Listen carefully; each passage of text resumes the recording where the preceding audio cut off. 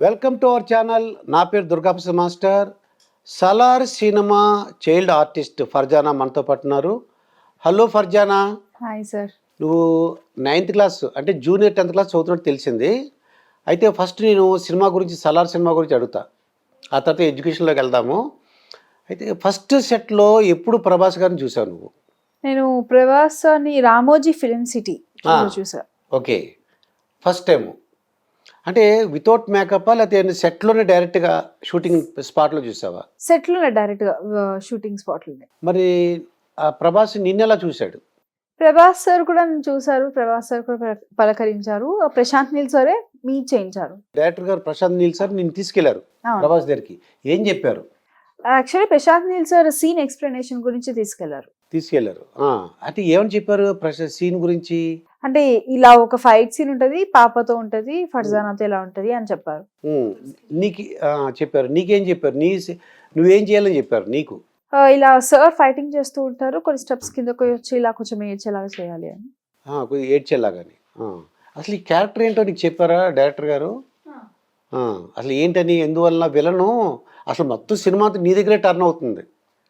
మొత్తం అంతా సినిమా ఎక్కడ టర్న్ అయ్యిందంటే నీ దగ్గర నుంచే. ఆ విలను గాలిపటం వేయటం, మీ ఇంటి మీద పడటం, నిన్ను కావాలని కోరుకోవడం చేశారన్నమాట. నీకు అడిగారు, చెప్పారా డైరెక్టర్ గారు ఈ సీన్ ఎలా ఉంటుందని అన్న ఎక్స్ప్లెనేషను? ప్రభాస్ సార్కి ఏమని చెప్పావు? అంటే అసలు ఎలా మాట్లాడావు ఎప్పుడైనా ఆయనతో? నేను ఫస్ట్ టైం మాట్లాడా సెట్లో. ఫస్ట్ టైం మాట్లాడినప్పుడే షాక్. నిన్నేమైనా అడిగారా? అంటే హాయ్ చెప్తే హాయ్ సార్ అన్న, హౌ ఆర్ యు మా అంటే ఐఎమ్ ఫైన్ సార్ అన్న, హౌ ఆర్ యు సార్ అంటే ఐఎమ్ ఫైన్ మా అన్నారు. తర్వాత సరే ప్రభాస్ సరే చెప్పారు, యూఆర్ లుకింగ్ సో బ్యూటిఫుల్ మా అన్నారు. థ్యాంక్ యూ సార్ అని ఇంకా సీన్ ఎక్స్ప్లెనేషన్ తర్వాత షార్ట్ రెడీ అయింది. ప్రభాస్ గారు ఎక్స్ప్లెయిన్ చేశారా లేకపోతే డైరెక్టర్ గారు ఇద్దరు కలిపి ఎక్స్ప్లెయిన్ చేశారా సీన్? అంటే డైరెక్టర్ సార్ ఎక్స్ప్లెయిన్ చేశారు, ప్రభాస్ సార్తో ఎక్స్ప్లెయిన్ చేశాక ఇంకా షార్ట్ రెడీ అయింది. డైరెక్టర్ సార్తోనే బయటకు వచ్చేసాం. ఓకే, ఎక్కడ తీసారు ఈ షూటింగ్? ఇది రామోజీ ఫిలిం సిటీ. ఏ టైంలో తీసారు అది? మార్నింగ్ తీశారు. అంటే నువ్వు చూసిన వెంటనే షాక్ అయిపోయావా ప్రభాస్ సార్ని చూసి? డైలాగ్ చెప్పగలిగావా?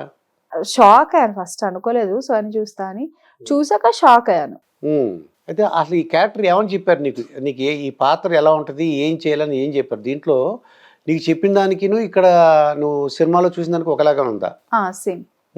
అంటే ఏమని చెప్పారు నీకు డైరెక్టర్ గారు? ఏమైనా ఎక్స్ప్లెయిన్ చేశారు? నాకు ఇది వచ్చిందే models world Amit sir through వచ్చింది.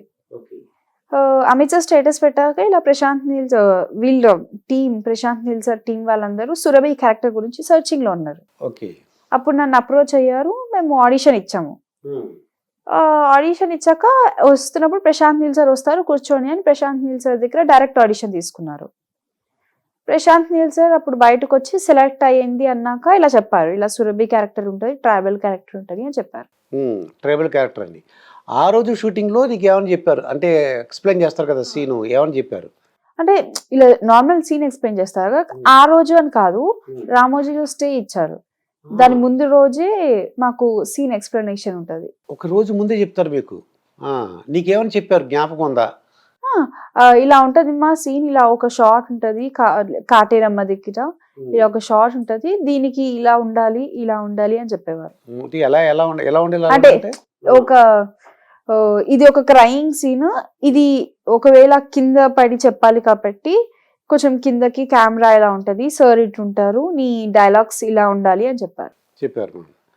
అయితే నువ్వు మేకప్ నీకు అంత భయంకరంగా, నువ్వు చూస్తే అందంగా ఉన్నావు, మేకప్ చూస్తే భయంకరంగా ట్రైబల్ కదా అలా ఉంది, నువ్వు అలా ఎక్స్పెక్ట్ చేసావు అసలు ముందే? అది ట్రైబల్ లుక్ అని తెలుసు, కానీ మరి అంత ఎక్స్పెక్ట్ చేయలేదు. వచ్చాక కూడా అనుకున్నాను అంటే నాకు నచ్చితే బయట ఇంట్రెస్టే కాదు టాలెంట్ కూడా ఉంది అని చెప్పి ఇంకా సరే కంటిన్యూ అవుదామని అప్పుడు ఇంకా కొంచెం నేను గట్టిగా డిసైడ్ అయ్యాను. ఈ సినిమా రిలీజ్ అవ్వకముందు ఏ విషయాలు చెప్పకూడదండి, అంటే ఆ సినిమా గురించి. అవును. ఇప్పుడు సినిమా రిలీజ్ అయిపోయింది కాబట్టి షూటింగ్ జరిగినప్పుడు ఏమైనా చెప్పేవాడా బాబు? అంటే కార్తికేయ అమ్మాయి ఇలా జరిగింది తను ఇంటికి వచ్చాడంటే నాకు ఒక 1 or 2 hours నా బ్రెయిన్ నా అన్ని వాడికి ఇచ్చేయాలండి.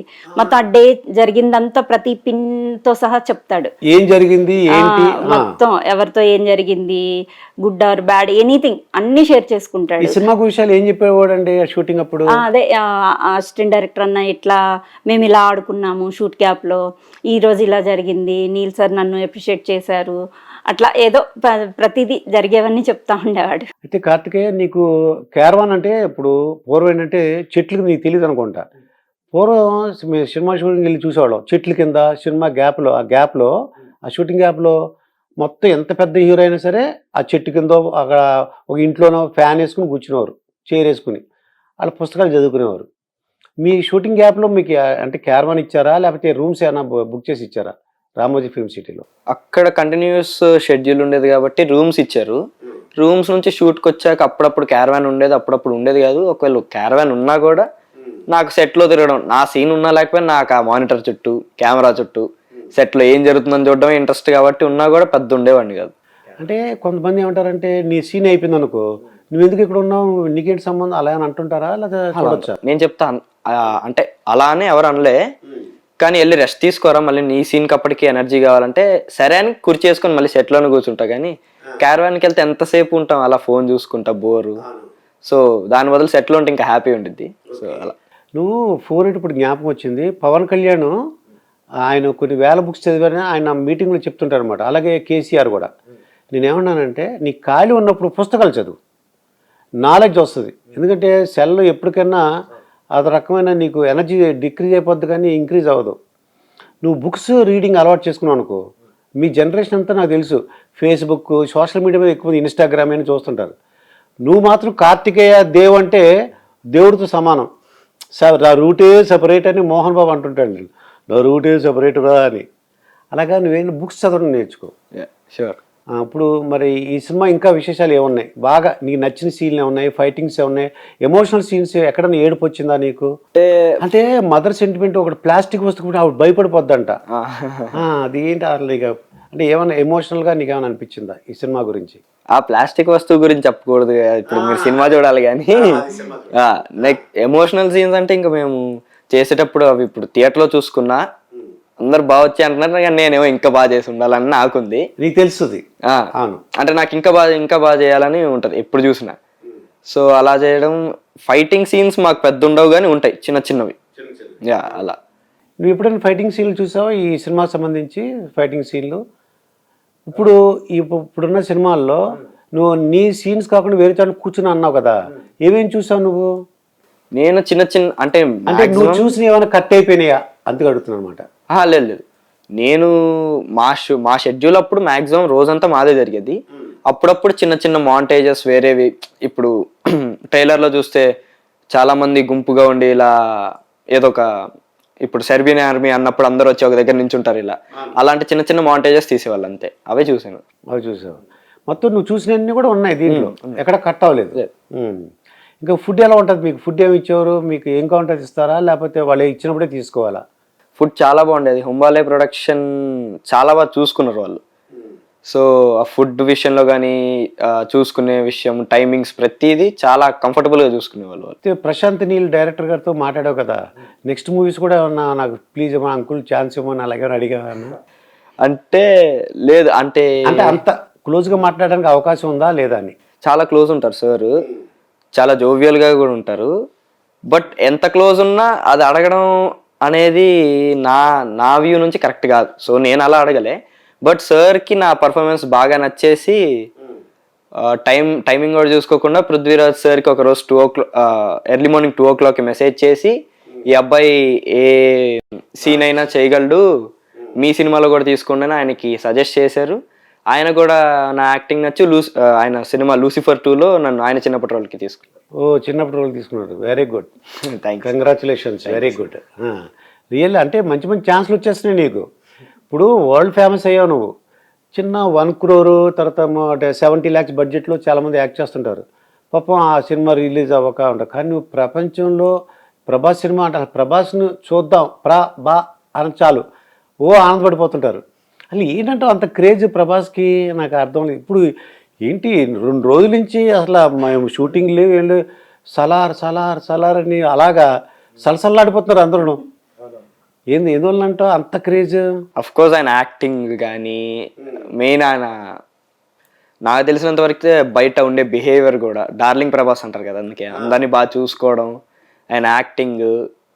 సో అందరికి ఒక్కొక్కరికి ఒక్కో వ్యూలో ఆయనకి బాగా దగ్గర అయ్యారు. సో అందుకని ఇంత ఫాలోయింగ్ అనుకుంటున్నాను. ఏంటి ఇప్పుడు పవన్ కళ్యాణ్ గారు అనుకో ఒక రేంజ్ ఉంది, ప్రభాస్ అనుకో ఇంకో రేంజ్ ఉంది. అది ఎందువలన ఆ క్రేజ్ అనేది నీ మాటలో చెప్పగలవా అని? అంటే ఒక్కొక్కరు ఒక్కొక్క స్పెషాలిటీ, మనం ఎవరిని కంపేర్ చేయలేము. బట్ ప్రభాస్ సార్ ఇప్పుడు చెప్పే కదా, ఆయన యాక్టింగ్ కానీ ఆయన మెయిన్ కట్అవుట్ అంత 6 అడుగులు. సో ఆయన మంచితనం, డార్లింగ్ ప్రభాస్ అన్నాం. సో ఇలా డిఫరెంట్ ఫ్యాక్టర్స్ ఉన్నాయి. ఈ సినిమాలో ఎలివేషన్ ఎలా ఉంది? ఎలివేషన్ అంటే ఇలా ఆయన ఇంట్రడక్షన్ కానీ అన్ని నీకు ఏమనిపించింది? అది చాలా గూస్ బంప్స్ మూమెంట్స్, అవి చాలా బాగుంటాయి. ఇంటర్వెల్ సీక్వెన్స్ మెయిన్గా ఆయన ఎంట్రీ, క్లైమాక్స్ ఇవంతా చాలా బాగుంటాయి. అలా అతుక్కుపోతాం, మనకు తెలియదు అక్కడ 3 hours సినిమాని మనం అనిపించదు మనకి.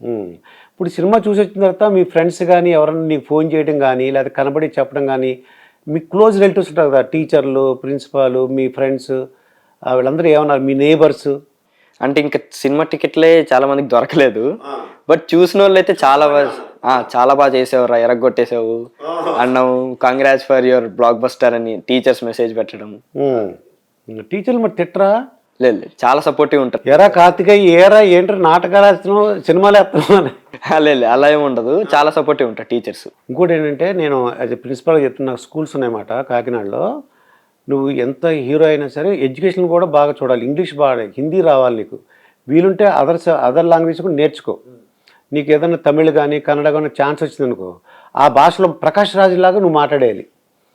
30 daysలో ఈ లాంగ్వేజ్ అని ఉంటుంది, కన్నడ నేర్చుకోండి 30 రోజుల్లో, అలా ఉంటుంది అనమాట.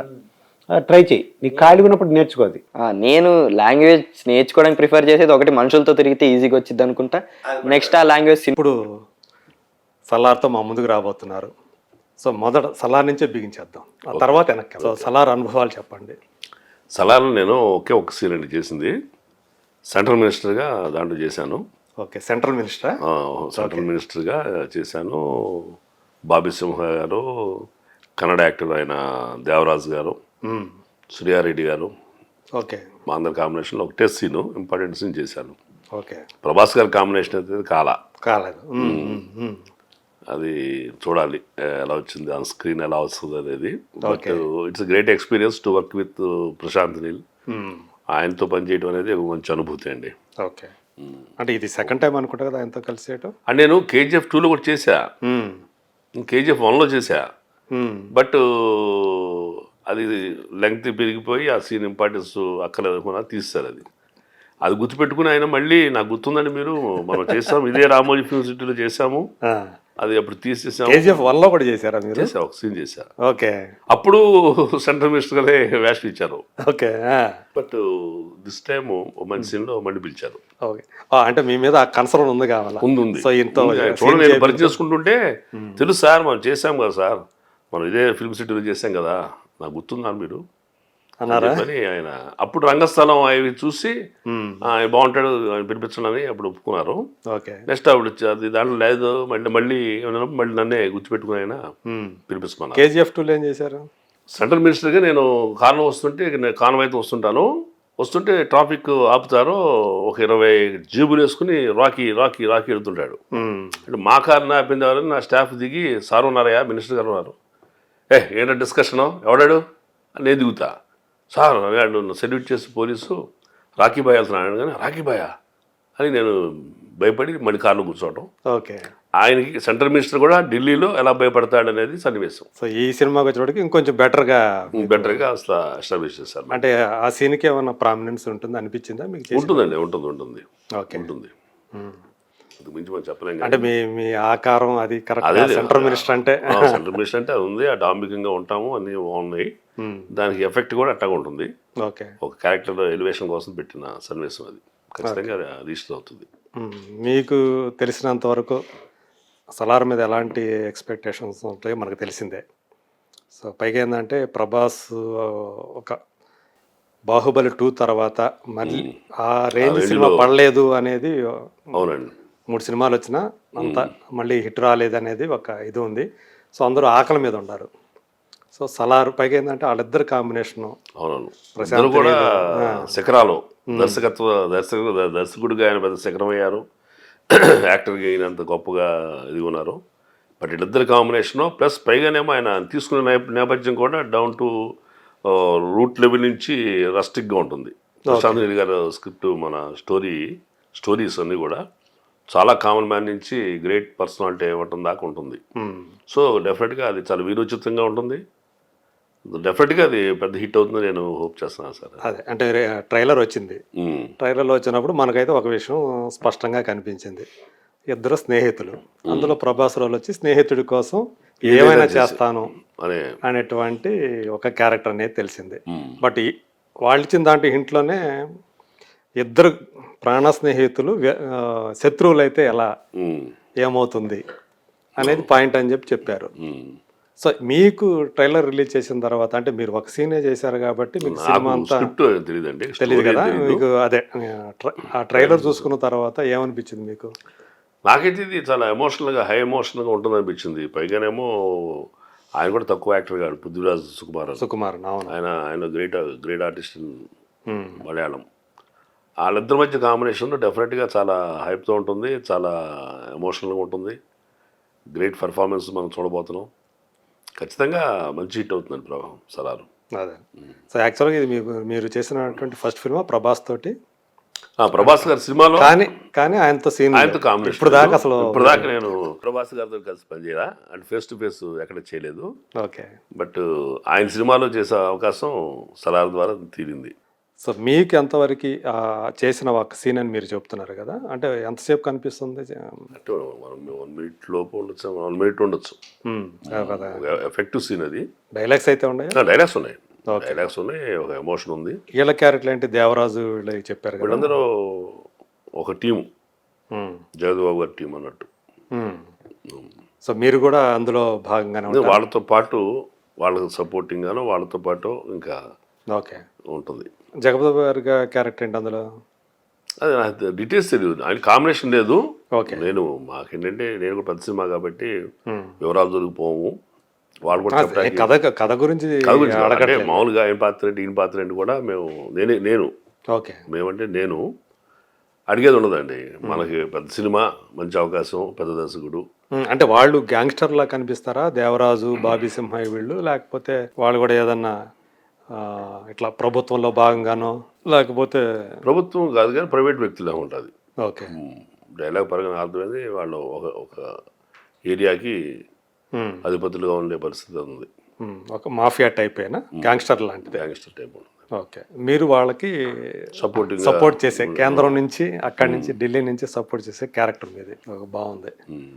సో కాకపోతే మీరు అన్నట్టు ప్రభాస్ సినిమాలో అవకాశం వచ్చింది, అంటే అవకాశం అనకూడదులే కానీ ఏ సినిమాలో చేసినా నాగమహేష్ సో బాగా ఈయన ఎవరో కానీ బాగా చేస్తున్నాడని మొదటి నుంచి ఆ పేరైతే మీకు వచ్చింది. కాకపోతే ఎందుకు ఇంత మీరు లేట్గా సినిమాల్లోకి ఎంట్రీ ఇవ్వడానికి కారణం ఏంటి? అదివరకు ఏంటంటే మీరు ఆల్రెడీ రంగస్థలం మీద చేశారు కదా. నేను యాక్చువల్గా 90sలోనే సినిమా ట్రై చేశాను. నేను 90sలోనే ట్రై చేశాను, కొన్ని సినిమాలు చేశాను. అప్పుడు రక్షణ, మెకానిక్ అల్లుడు చిరంజీవి గారిది, రక్షణ నాగార్జున గారిది, ధర్మక్షేత్రం బాలయ్య గారిది, కొండపల్లి రాజా వెంకటేష్ గారిది, అవునా, ప్రెసిడెంట్ గారి పేటలో ఒక 10 సినిమాలు చేశాను. 10 సినిమాలు కూడా పెద్ద సినిమాలే. ఓకే, అప్పుడు పెద్ద సినిమా ట్రై చేసాను, చిన్న సినిమాకి ఎప్పుడు ట్రై చేసేవాడిని కాదు. ఓకే, కానీ స్కోప్ ఉండదని ఫీలింగ్ నాకు. ఓకే, అవన్నీ కూడా మంచి హిట్స్ అవి. నాగార్జున గారిది అయితే ప్రెసిడెంట్ గారి పెళ్ళాం, రక్షణ, వారసుడు 3 సినిమా వరుస చేశా. అవునా, అంటే చిన్న ఒక్కొక్క సీన్సే అంతే, డైలాగ్ పరంగా డైలాగ్ ఉండేవి మళ్ళీ. ఓకే, అట్లా చిరంజీవి గారితో ముఠా మెసేజ్ చేశాను. మెకానికల్లో సత్యనారాయణ గారి శారద కాంబినేషన్లో లాయర్గా చేశాను అప్పుడే, ఆ రోజుల్లోనే. ఓకే, ముగ్గురు మనగాళ్ళు కమిట్ అయ్యి కొన్ని సీన్ చేసి తర్వాత వేరే కారణాల వల్ల, కుటుంబ కారణాల వల్ల నేను మా అన్నయ్య గారు ఆరోగ్యం బాగోపోవటం, నేను వెనక్కి వెళ్ళిపోవాల్సి రావటం, సినిమాని వదిలిపెట్టేశాను. ఓకే, చిరంజీవి అప్పుడు ఫస్ట్ ఇన్నింగ్స్లో కూడా లాస్ట్ మూవీ చిరంజీవి గారితో కమిట్ అయిన సినిమానే. అవునా, అప్పుడు ఒక సీన్లో నా భుజంలో చేసుకుని చిరంజీవి గారు, మేము ఆ నగ్మా టీం వస్తుంటే, అంటే ట్రైనింగ్ IPSలో ఉన్నాము, సీన్స్ అవి ఆయన టీచ్ చేసే సీన్స్లో నా భుజాల మీద చేయాల్సిన చిరంజీవి గారు ఉంటాం. ఓకే. యాక్షన్ చెప్పగా చిరంజీవి గారు ఇటు తిరుగుతాడు, నేను వెనక నేను తిరుగుతాను, నలుగురు అటాకు. అప్పుడు చేశాము. మళ్ళీ రీఎంట్రీ చిరంజీవి గారు దయతోటి మళ్ళీ ఖైదీ నెంబర్ 150లో. అంటే ఇప్పుడు అంతకుముందే మీకు చిరంజీవి గారితో మంచి పరిచయం ఉంది. ఓకే. అప్పుడు పరిచయం ఉంది. తర్వాత నేను ఆయన ప్రజారాజ్యం పార్టీ పెట్టి నా టీంతో ఏ చేయాలన్నా నేను చేసి చూపించాలి. ఆ రకంగా కూడా కొన్ని వేల పాత్రలు మనకు అనుభవం నాటక రంగం ఇచ్చింది.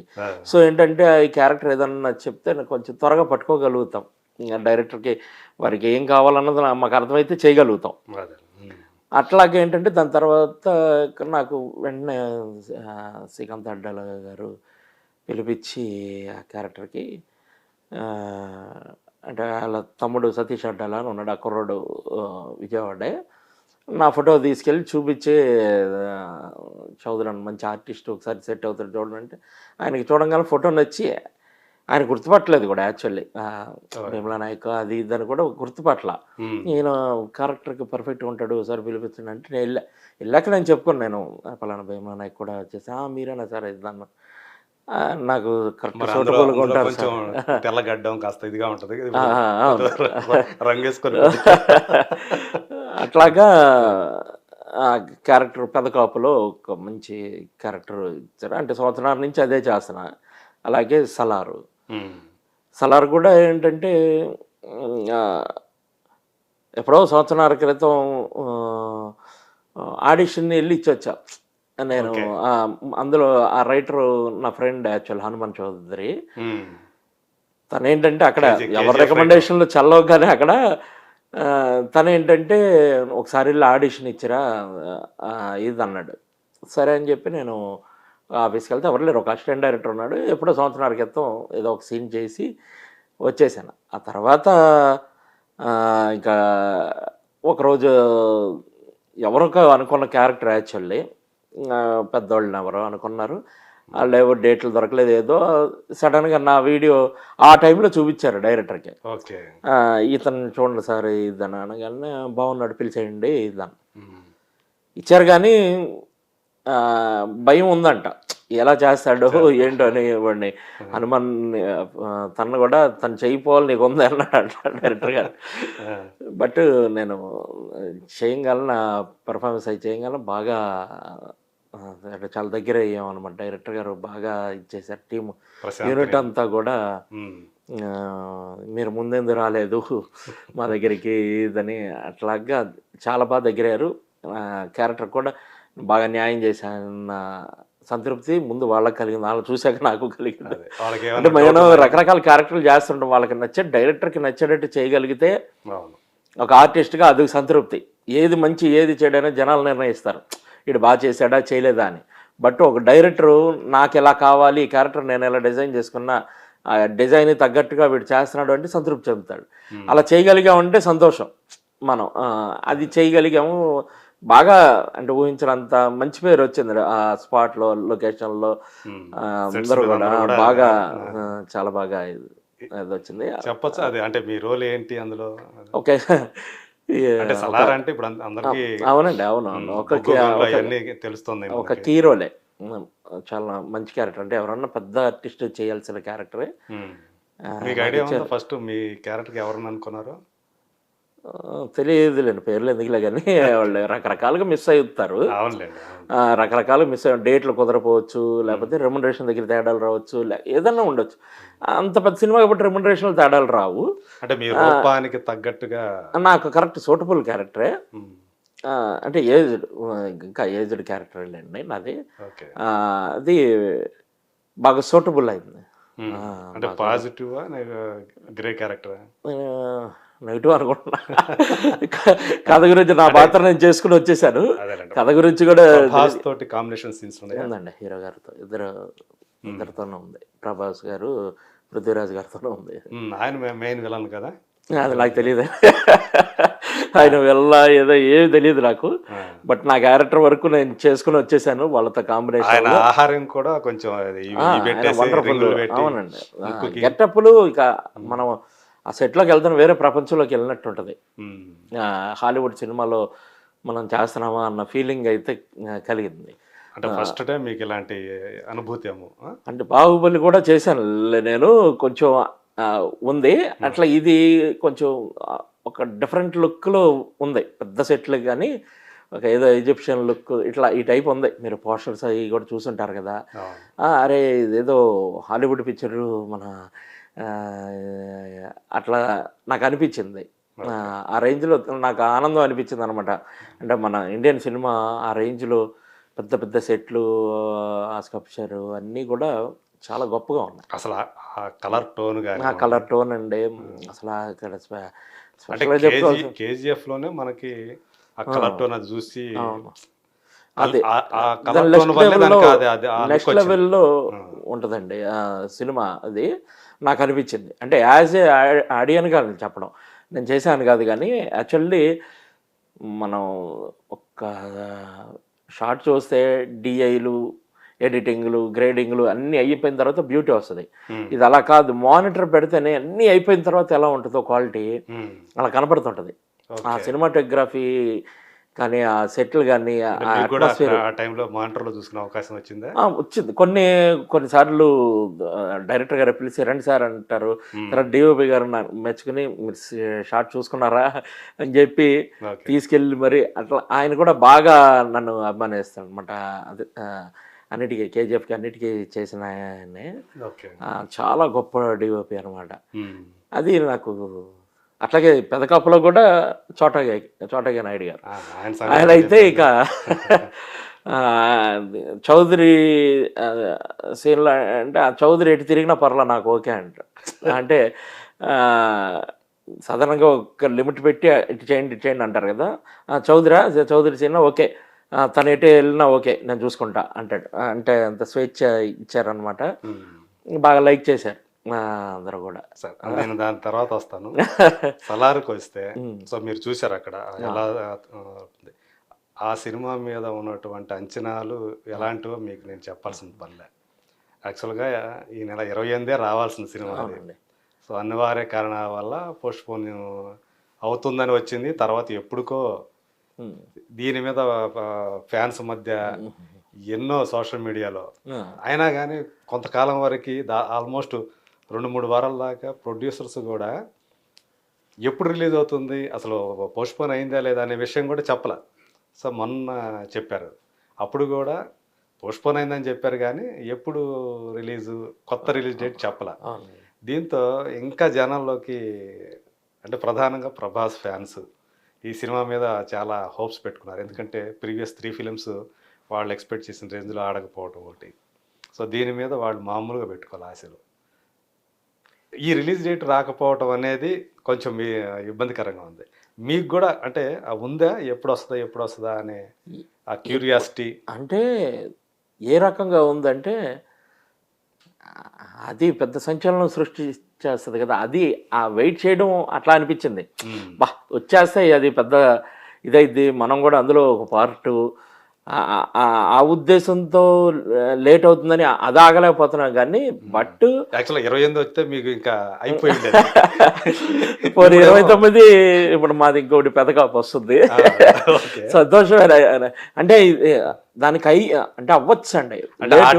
ఇంకో సినిమా అవుతుంది అది. ఎందుకంటే అది ఆలస్యం అయిన కొద్దీ అమృతంలో పదాలు తెలియని పెదవులకు అమృత వాక్యం అమ్మ. సంతానలేమి సమస్యతో బాధపడుతున్న ప్రతి స్త్రీమూర్తి బాధను మేము అర్థం చేసుకోగలం. 49 వరల్డ్ బెస్ట్ ఎంబ్రియాలజీ ల్యాబ్ మరియు జిల్ట్రిక్స్ అలారం సిస్టాన్ని మొట్టమొదటిసారిగా ఏపీ మరియు తెలంగాణలో ఈ నెల 9న ప్రముఖ సినీ నటి స్నేహ, స్పెయిన్ దేశానికి చెందిన international senior embryologist Javier Herrera గారు ప్రారంభించారు. ఈ శుభతరుణంలో రక్త పరీక్షలు, AMH test, RBS, semen analysis, ultrasound scan, follicle scan ఈ నెల 31 వరకు ఉచితంగా అందిస్తుంది. 49 అంటే సంతానం, 49 అంటే సంతోషం.